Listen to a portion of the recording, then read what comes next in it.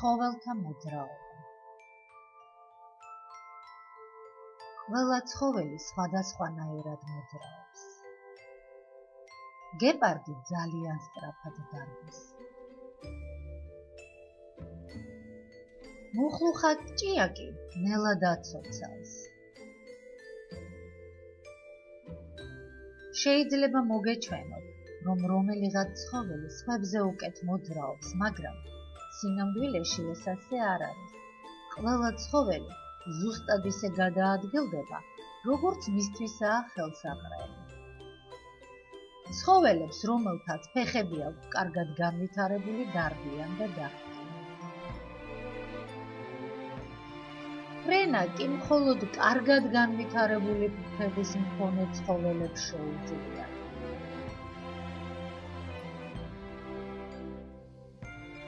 ზღვის არსებების უმრავლესობა ფარფლების მეშვეობით დაცურავს.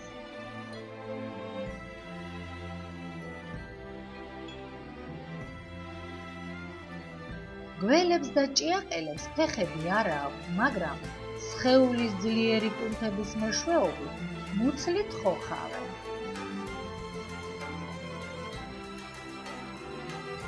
ზოგიერთ მწერს ძლიერი ფრთები აქვს და დაფრინავს.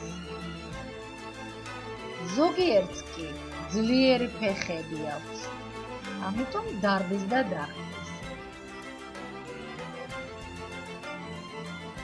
მწერებს 2 ან 4 ფრთა და 6 ფეხი აქვთ.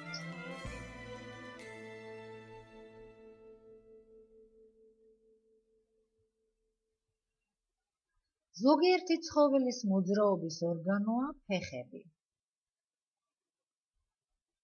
ფრინველები მოძრაობენ ფრთებით. თევზების მოძრაობის ორგანოა ფარფლები. გველები მოძრაობენ კუნთებით. მწერების მოძრაობის ორგანოა ფრთები და ფეხები.